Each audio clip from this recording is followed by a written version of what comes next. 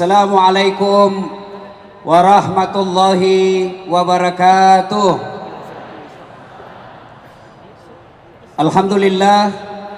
Alhamdulillahi rabbil alamin. Wabihi nasta'inu ala umurid dunya waddin.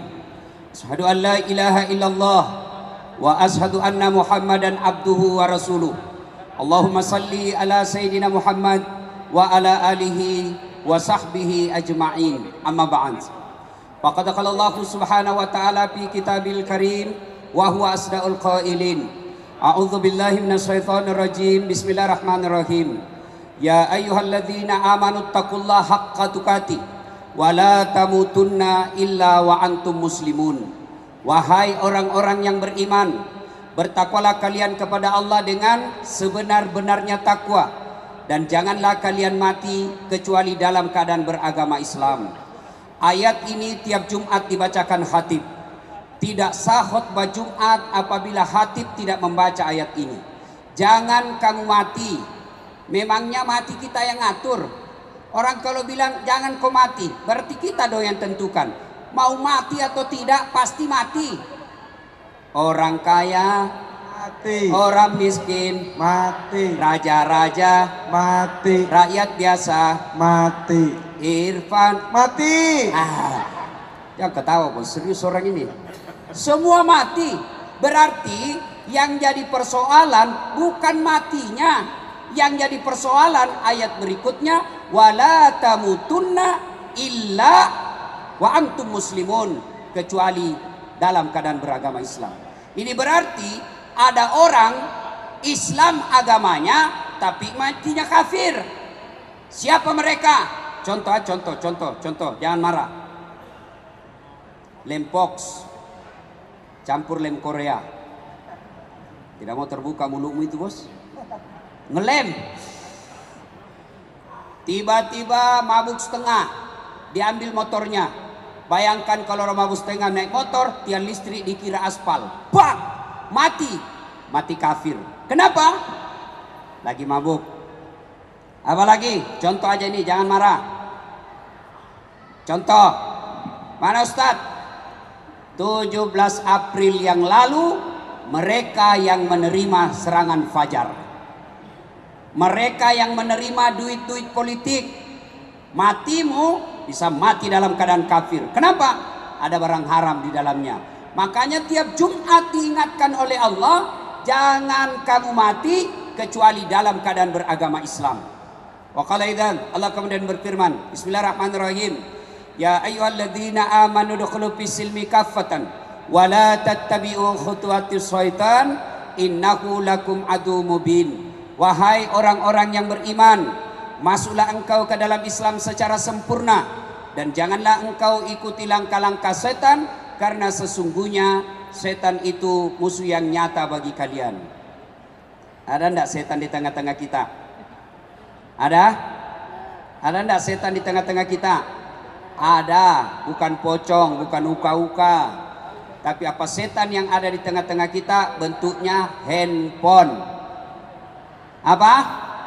Handphone. Orang sudah ceramah masih menggesek. Setan itu HP-mu bos. Simpan dulu, ndak enak rasanya kita ceramah kok begini-begini. Kok ndak perhatikan kita? Simpan dulu itu HP-mu bos. Malah di Sulawesi saya ada lagi ceramah, tiba-tiba ada ibu-ibu di depan saya, diambil HP-nya. Dia belakangi saya. Dalam hatiku, barusannya ada orang saya ceramah di belakangi kak. Diambil HP-nya. Selfie. Astagfirullah. Dia jadi, lalu dia tulis di Facebooknya, latar belakang Dasat Latif. Saya bilang, kok kira saya background? Selesai saya ceramah, ini ibu kira-kira umurnya 55 tahun. Langsung dia bilang, Ustaz, boleh selfie? Boleh bu, karena jangan takut nanti kita dibilang Ustaz sombong. Oleh, padahal saya tidak suka sekali orang capek disuruh senyum. Selfie dulu Ustaz, selfie lah saya. Selesai selfie langsung dia bilang, Ustaz boleh cium? Apa kau cium saya? Haram. Dia bilang, enggak nafsu Ustaz. Biar enggak nafsu, haram. Mau kasih mengamu istriku di rumah. Coba kau masih muda.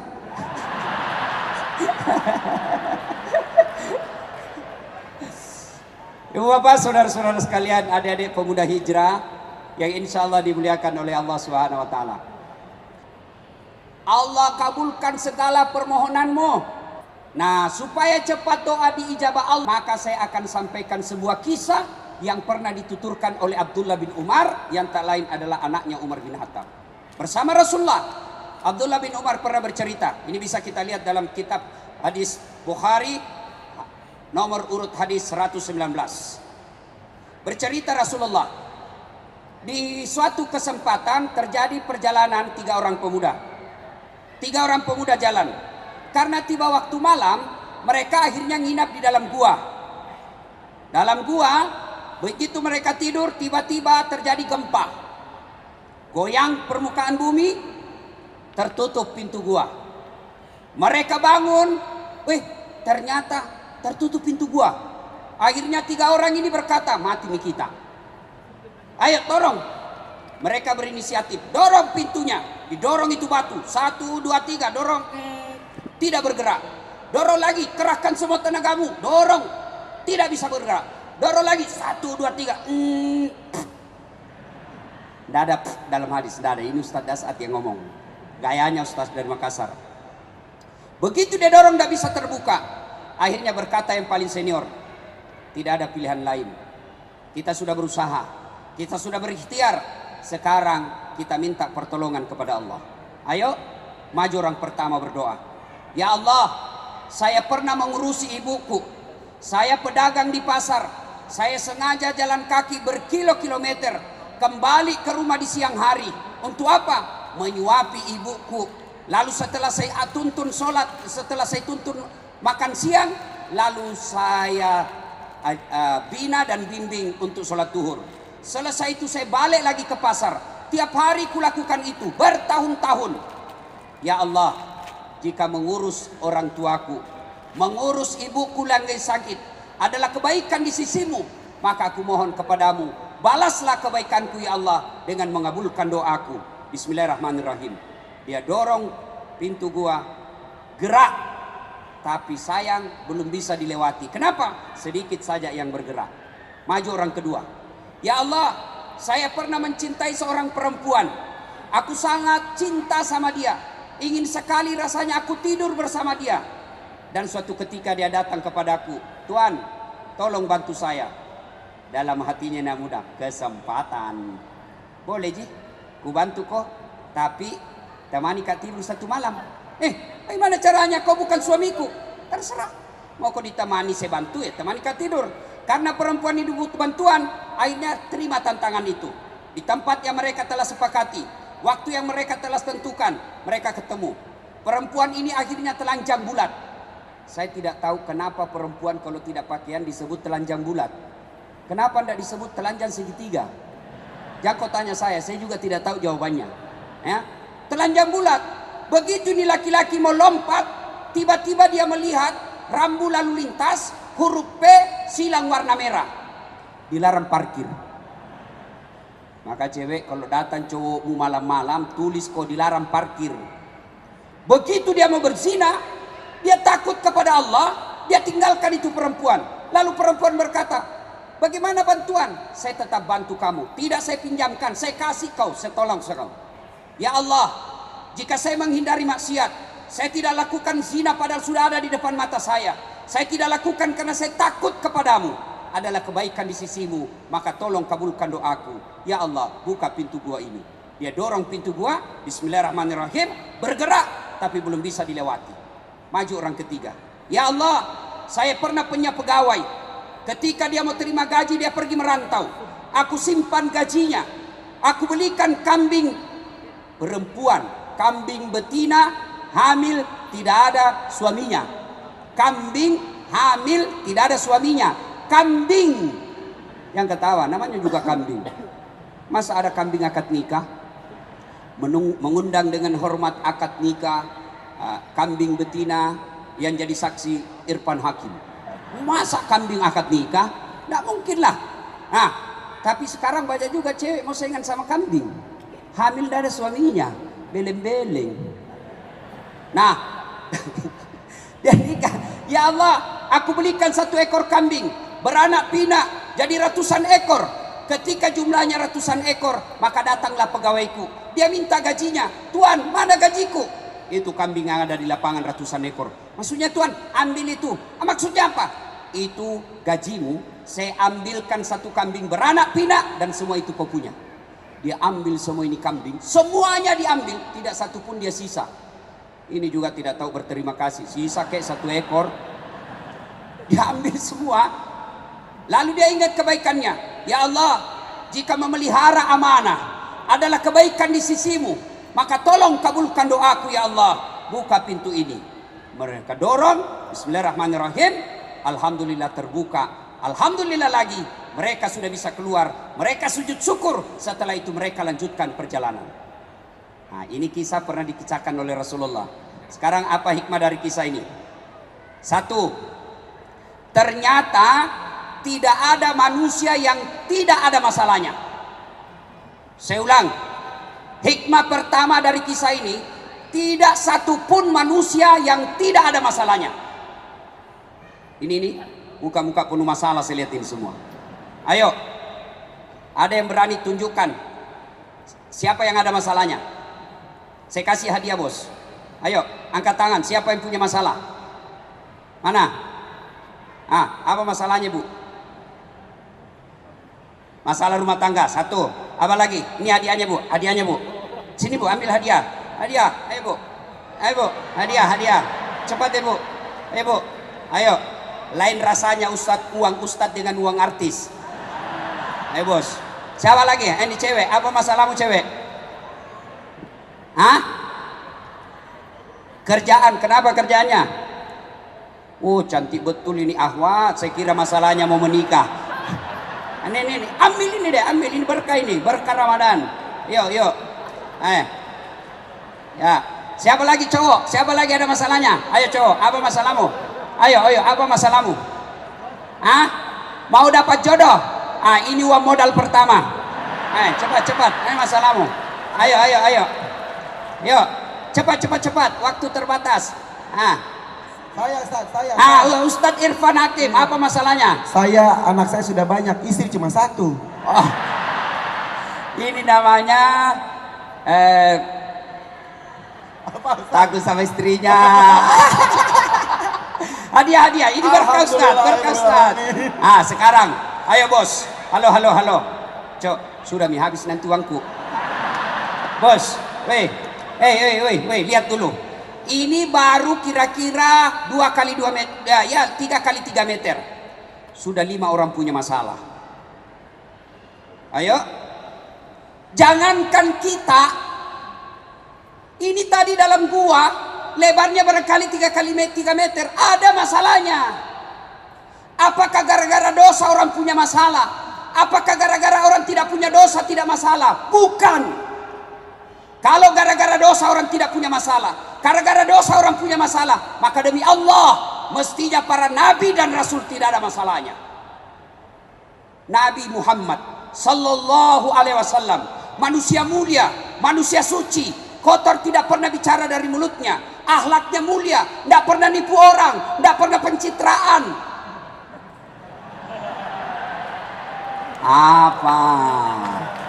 Selesai sudah. Tidak ada lagi 01, 02. Yang ada sekarang 01 tambah 02, 03 Persatuan Indonesia. Ya. Ayo.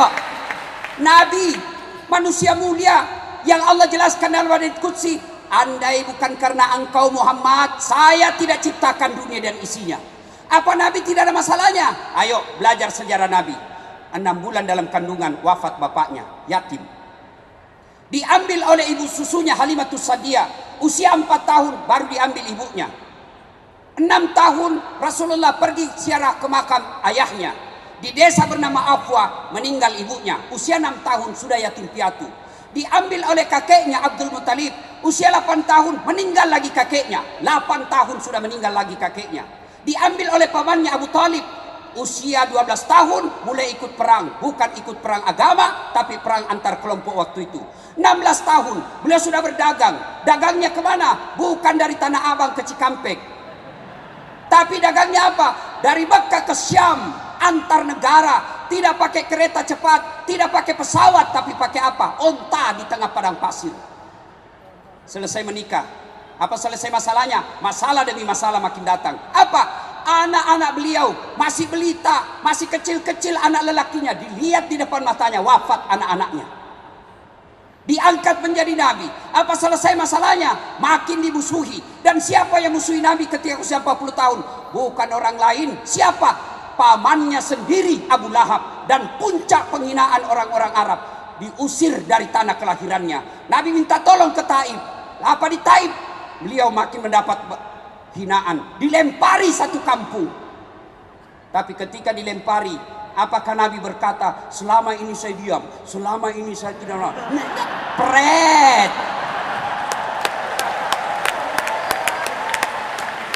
Rasulullah tidak. Ketika datang bala tentara yang dipimpin oleh malaikat Jibril, ya Muhammad, sudah keterlaluan ini orang Taif, aku hancurkan mereka Muhammad. Apa kata Nabi? Tidak. Mereka memperlakukan saya seperti itu karena mereka tidak tahu apa yang aku bawakan. Kalau doaku diterima Allah, maka aku berdoa kepada Allah, ya Allah, rahmati semua orang-orang Taif. Maka di Madinah, di Makkah sampai ke Taif, kita lihat orang-orang Taif akhlaknya luar biasa. Nabi sampai di Mekah, diusir dari Mekah ke Madinah, selesai masalahnya, masalah demi masalah, mulailah beliau perang antar agama. Nah, berarti bukan dosa kita punya masalah. Masalah bukan jadi masalah. Masalah kita adalah bagaimana mengatasi masalah. Ibu tahu juga Pegadaian, bos.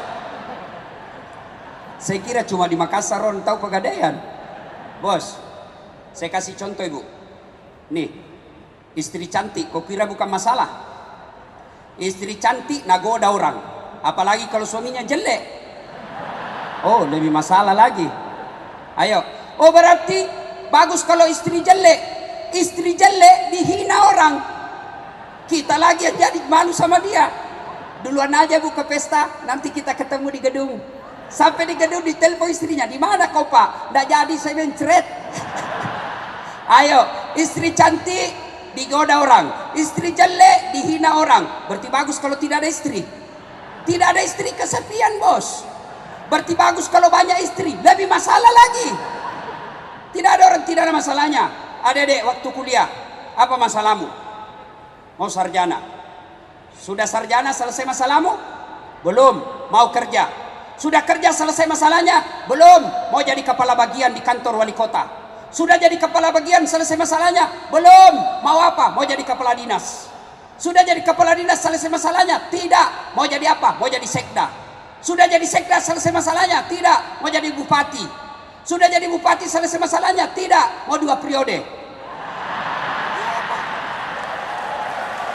Tidak ada orang tidak ada masalahnya. Semua kita punya masalah. Ayo. Semua orang punya masalah. Adik-adik, sudah kerja, masalah mau menikah. Selesai masalahnya setelah dilamar, terima? Belum. Apa lagi masalahnya? Uang panai. Kalau orang Bugis, saya jangan kau coba-coba kalau tidak cukup uangmu 70 juta. Mundur memang mau kau. Nah, sudah 70 juta, ada duitnya, selesai masalahnya, menentukan hari pernikahan. Sudah selesai pernikahan, selesai masalahnya? Tidak, bayar utang dari acara. Ayo, selesai bayar utang, selesai masalahnya? Tidak, mau punya rumah. Sudah punya rumah, selesai masalahnya? Tidak, mau punya anak.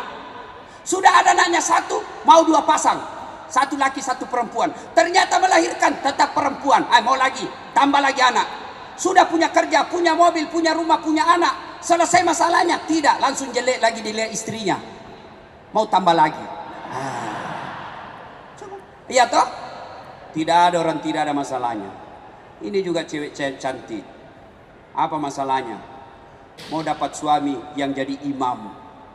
Tapi banyak cewek sekarang tidak masuk akal update status.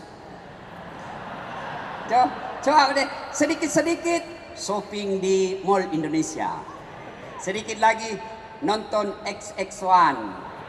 10 menit kemudian OTW kereta tak ada hambatan.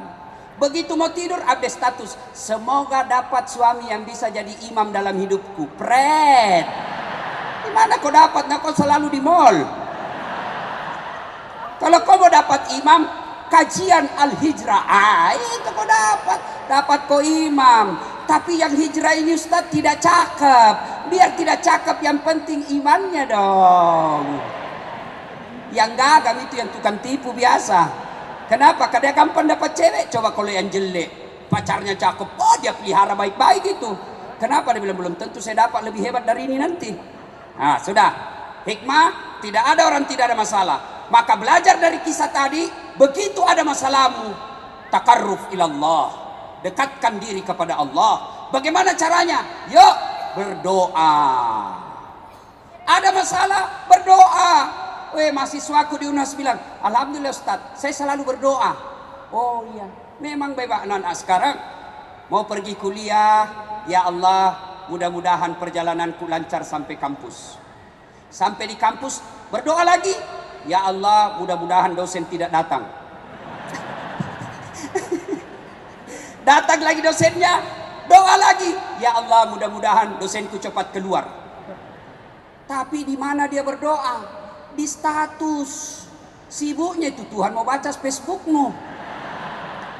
Siapa ajar kau berdoa di Facebook? Siapa ajar kau berdoa di Twitter? Bertengkar sama suaminya, tak kusangka kau begitu. 10 menit kemudian, ya Allah kesepian banget. Ya kau berdoa di status. Berdoa di mana? Selesai sholat.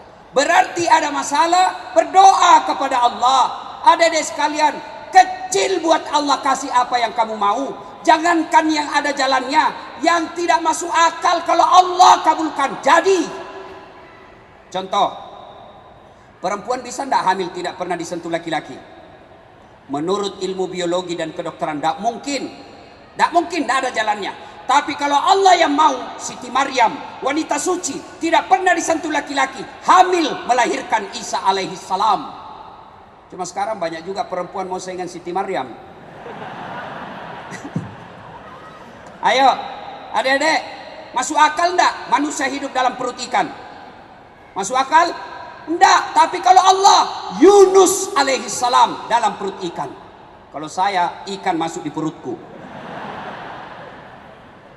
Adik-adik, masuk akal enggak? Tidur 3 hari enggak pernah bangun-bangun. Bukan pingsan ya? Masuk akal? Tidak, tapi kalau Allah bukan 3 hari, bukan 1 tahun, 309 tahun Ashabul Kahfi. Itu semua tidak masuk akal. Tapi kalau Allah yang mau, tidak ada yang tidak masuk akal. Maka kecil jadi pegawai, kecil jadi polisi, kecil jadi tentara, kecil jadi profesor. Caranya takarruf ilallah, dekatkan dirimu kepada Allah dengan cara apa? Berdoa. Allah sudah janji, ud'uni astajib lakum, minta kau kepadaku, pasti saya kasih. Itu janji Allah, bukan janji caleg. Woi, kalau caleg Anda bisa dijanji kita surga, dijanjinya juga kita surga. Pilih saya, sama-sama orang Bugis, pilih saya. Telepon saya 24 jam, ini nomor KPK. Begitu terpilih, dia ganti nomor HP-nya. Wah, hancur kita, kau bohongi lagi bos. Inilah rakyat Indonesia paling sabar di dunia Pak. Ditipu, dibohongi, datang dikasih sarung, dipilih lagi. Sudah ditipu kita, dibohongi kita, berdoa lagi. Ya Allah lindungi pemimpin kami, rahmati pemimpin kami. Kurang apa rakyat Indonesia? Kurang diurus.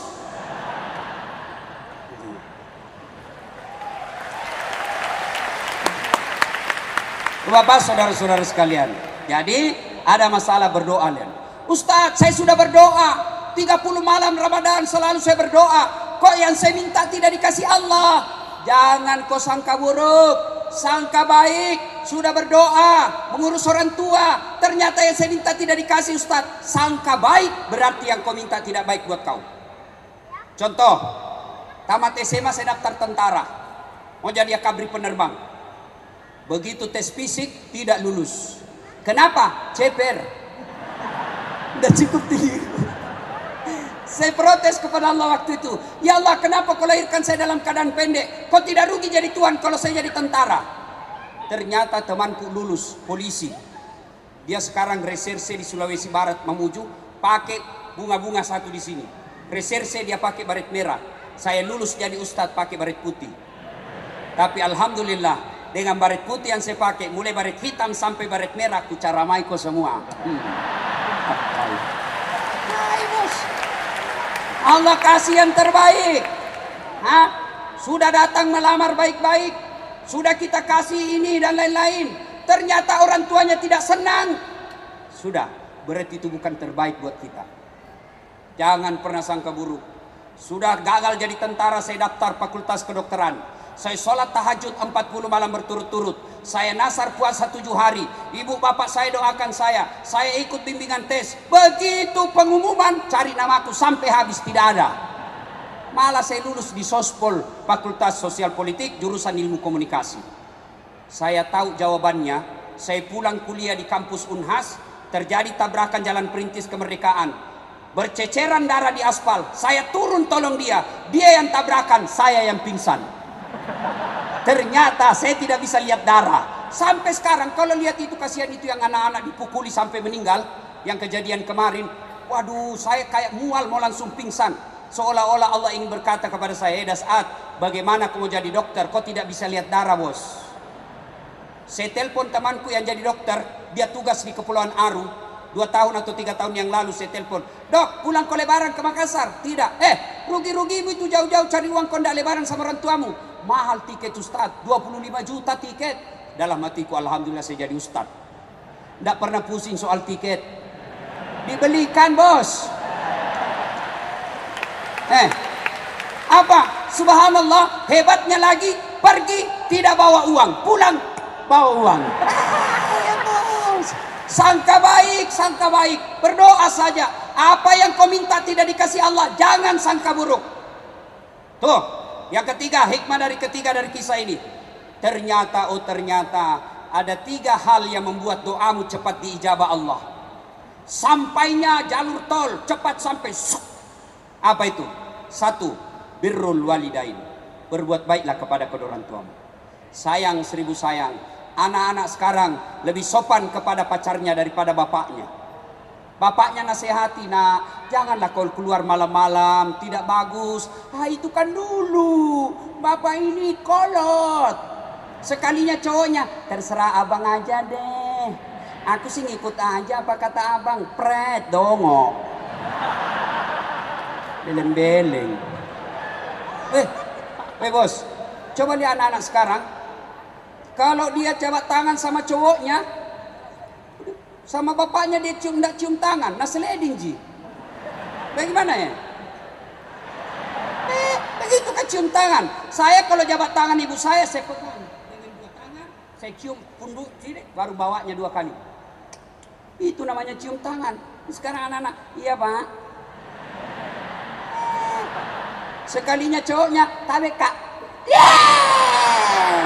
Dongo. Dia ketawa, serius orang ini, bos. Selama kau tidak muliakan orang tuamu, jangan harap. Saya sering ditanya orang, ini motivasi buat adik-adik, bukan takabur ya. Wallahi bukan takabur. Saya kalau nama lengkap saya kan Dr. Dasat Latif, SOS, SAG, MSI, PSD. Doktor saya ada 2, bos. 1 dokter dalam negeri, 1 dokter luar negeri. 1 dokter bidang hukum, 1 dokter bidang komunikasi politik. Bersamaan waktunya, beda negara, tidak masuk akal. Apa orang bilang, bagaimana caranya Ustaz? Muliakan orang tuamu, bos. Kalau kau mau ujian, telepon orang tuamu, minta didoakan. Aman, kecil jadi dokter, kecil. Maka muliakan orang tua. Adik-adik sekalian, kalau mau kau pergi kuliah, mau sekolah, minta doa orang tua, cium tangannya, kalau perlu cium kakinya. Umar bin Khattab pernah bertanya, ya Rasulullah, saya tahu tidak mungkin saya bisa melihat wajahnya Allah di dunia, tapi saya tahu bagaimana caranya supaya Allah tersenyum kepada aku. Maka Nabi menjawab, buat ibu bapakmu tersenyum, maka Allah pasti tersenyum kepadamu. Maka ada 3 golongan orang yang tidak diterima ibadah Ramadannya di bulan suci Ramadan. 1, anak yang durhaka kepada orang tuanya. Bos, dedek, cewek, woi,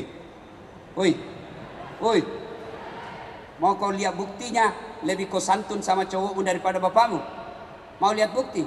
Coba periksa wallpapermu. Siapa foto di situ? Fotonya bapakmu. Saya ujian mahasiswaku di Unhas toh, ujian final test, tidak boleh pegang HP. Nanti kau kerjasama melalui WhatsApp, simpan sudut kanan meja. Saya jalan dah keliling-keliling. Wih, ada HP. Wih, cakep betul cowoknya. Dek, gagahnya cowokmu putih bersih. Dia bilang, Ustaz enggak gaul. Siapa ini, Dek? Lee Min Ho. Siapa Lee Min Ho? Artis Korea, Ustaz. Oh, artis ini. Nah, kenal kau, Dek? Tidak. Pernah kau na miss call? Tidak. Pernah kau na kirimi pulsa? Tidak. Dongo. Ganti itu. Apa ini tuh artis kau simpan di situ? Nah, kenal kau. Ganti itu. Pasang fotonya bapakmu. Tunggu dulu, Ustaz. Ustaz, sudah terhapus, Ustaz. Jago ketawa. Dek, saya tidak masuk akal kalau ada perempuan kurang ajar sama orang tuanya. Karena kalian akan menjadi orang tua yang sangat menderita. Kalau ada, Nabi kan pernah ditanya, ya Rasulullah, setelah Allah dan Rasulnya siapa yang saya taati? Ibumu. Setelah itu ibumu. Setelah itu ibumu. Setelah itu bapakmu. Kenapa? Karena ada kesusahan perempuan yang tidak pernah dirasakan laki-laki. Apa itu? Satu, mengandung. Hamil. Ibu, pernah merasakan hamil? Paling setengah mati itu ibu-ibu hamil. 9 bulan tidak pernah tengkurap. Masa ada orang yang habis tengkurap? Tak mungkin, bos. Paling gayanya gaya pasrah. Jalan, keluar sudah, Ustaz. Sedikit aja. Ya, yang kedua, apa? Melahirkan. Ada enggak perempuan melahirkan senyum? Ayo, saudara Irfan. Mantan-mantan dia selebriti, artis, dirinya cantik. Apa enggak menderita kalau melahirkan? Mantan-mantan dia kaya, artis, melahirkan keluar kona. Enggak. Enggak, Pak. Kita laki-laki paling menderita kalau ngidam. Sampai ada yang minta, Ustaz, apa doanya supaya berhenti ngidam? Saya bilang, ngidam apa istrimu, Pak? Dia bilang, nanti dia bisa tidur kalau dia lihat saya di atas lemari. Berhenti kok. Makasih bodoh-bodoh kok itu.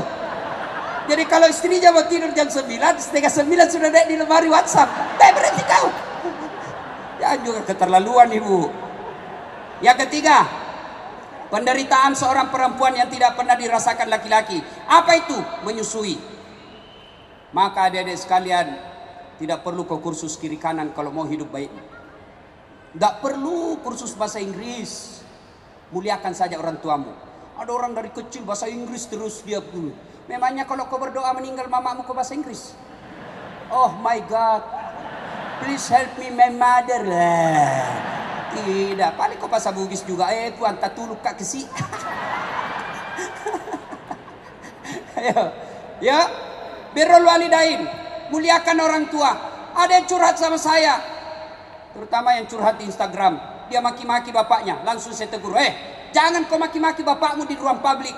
Kau DM ke saya, jangan kau kasih baca semua orang. Orang tua aku tidak pernah ngurus saya, Ustaz. Kakek dan nenekku yang besarkan saya. Sekarang saya sudah kerja, baik penghasilan saya. Datang ibu bapakku ke rumah. Saya tidak tega orang tua saya karena dia tidak urus saya. Tidak ada artinya semua kerjaanmu ditambing darah dan dagingnya bapakmu yang mengalir di badanmu. Berhenti kau bicara kotor. Demi Allah, Ibrahim alaihissalam pernah mau ribut sama bapaknya. Karena bapaknya asarnya berhala. Mau ribut sama bapaknya. Allah tegur, Ibrahim sadar kok. Itu bapakmu. Tapi dia nyama berhala ya Allah. Bagaimanapun dia bapakmu. Kau yang keluar. Kau mengalah. Jangan kau ribut sama bapakmu. Adik-adik kalau mau selamat bos. Mau sukses usahamu. Mau sukses pekerjaanmu. Birrul walidain. Yang kedua, hindari maksiat. Maksiat bagi kita ini pacaran.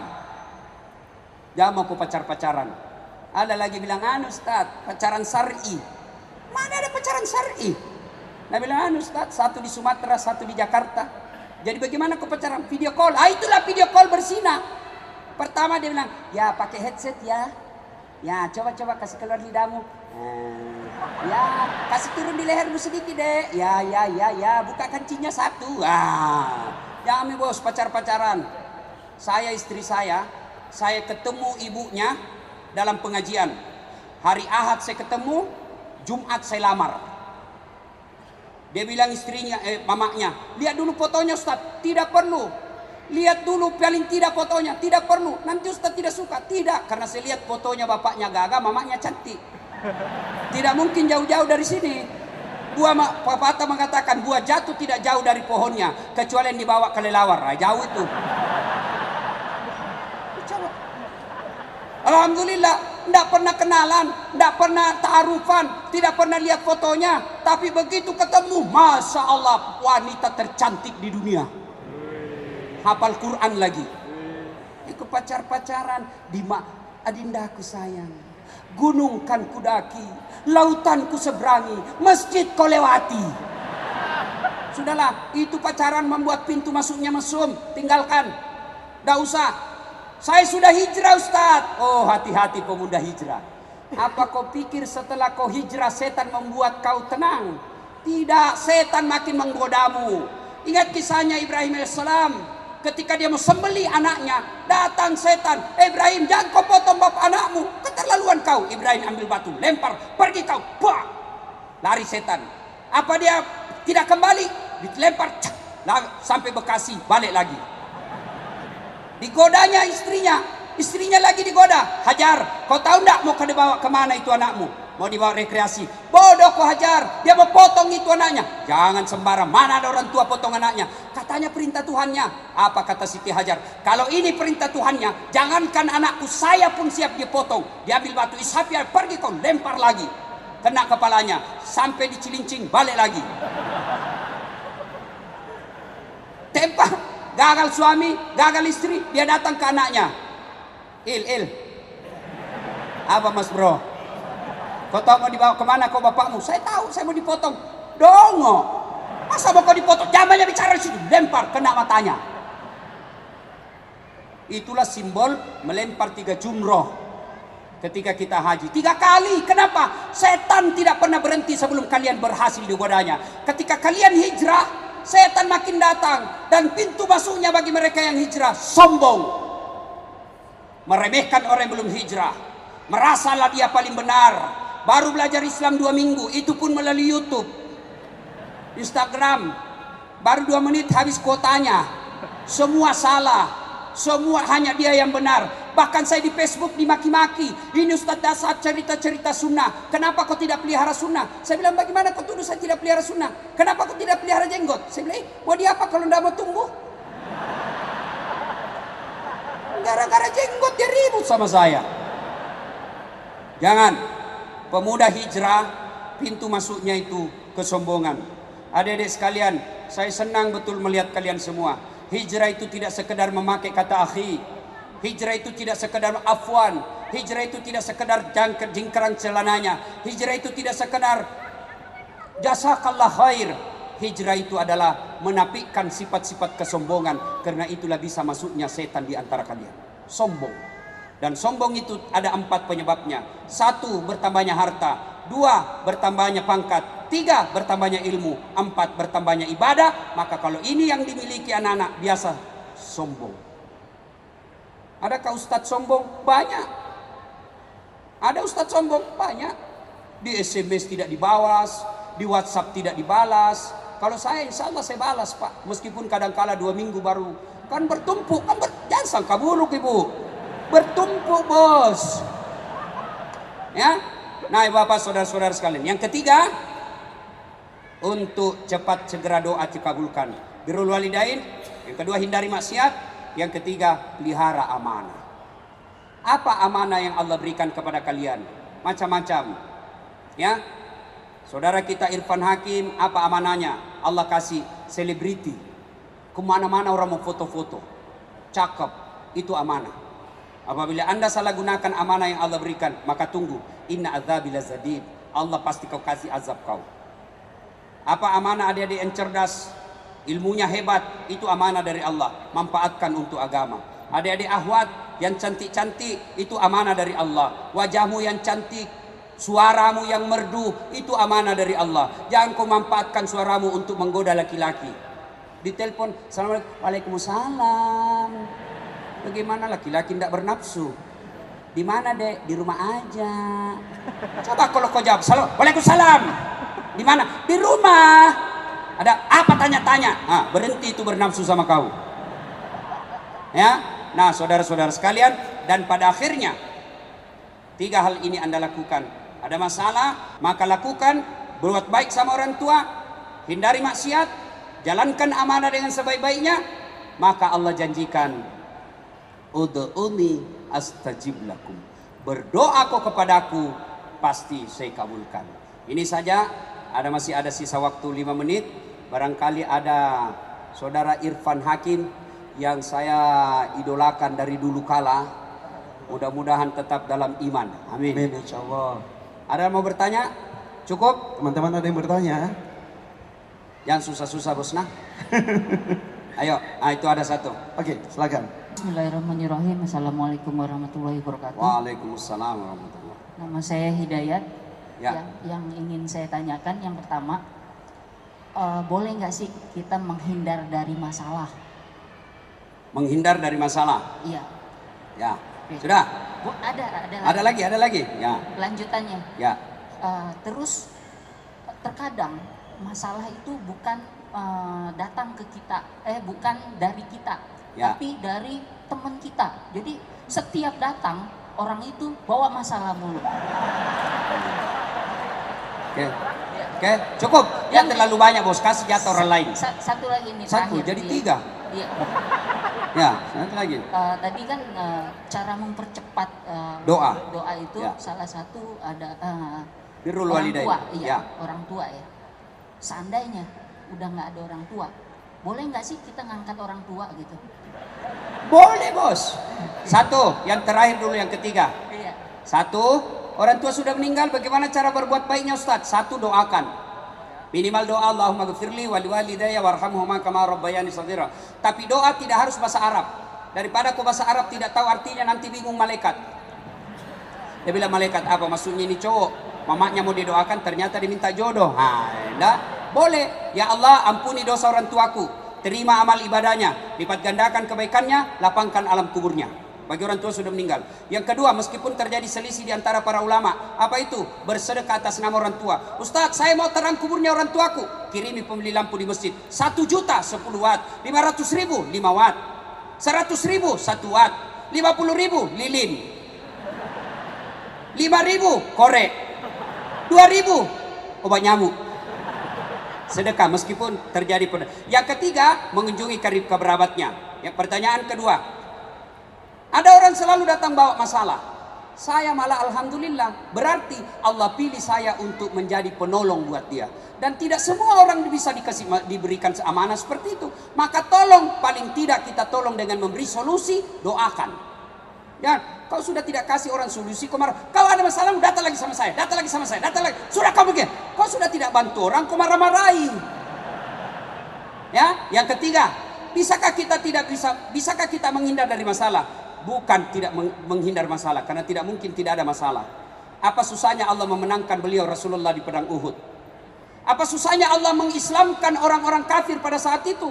Allah mampu lakukan, tapi kenapa Allah berikan masalah seperti itu? Supaya ada bekalmu bos masuk surga. Kalau tidak ada amal kebaikanmu, apa nanti kau masuk surga? Polos, tidak ada kulkasnya, tidak ada televisinya. Wah, sudah min? Ya, waktu sudah mau habis. Apa lagi? Oke, satu lagi mungkin dari Satu Ahwat. lagi. Silakan. Dari Ahwat. Bos, hadiah. Tadi saja tidak bertanya, kasih hadiah. Saya kasih kau hadiah. Nih. Dah. Ya. Oh, boleh foto sebentar, bos. Ya. Ya, silakan. Assalamualaikum warahmatullahi wabarakatuh. Waalaikumsalam warahmatullahi wabarakatuh. Ya, Ustaz saya mau nanya, nih misalnya ada seorang anak itu pengen banget umroh, tapi di sisi lain orang tuanya tuh nggak ada, belum sama sekali umroh gitu.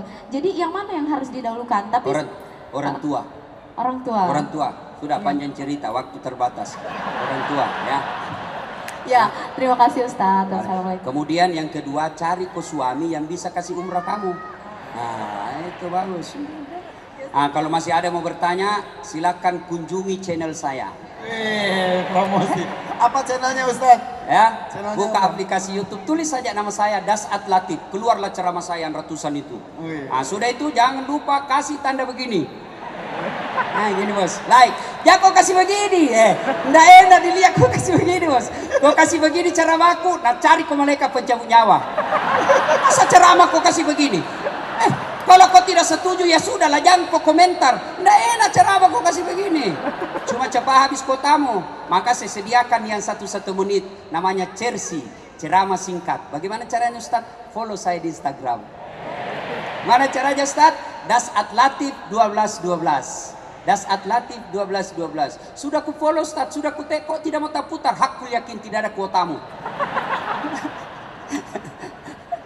Sudah cukup Cukup, Ustaz? Ustaz, cukup, Alhamdulillah, Ustaz. boleh tepuk tangan dong untuk Ustaz Das Latif. Alhamdulillah banyak sekali ilmu yang didapat.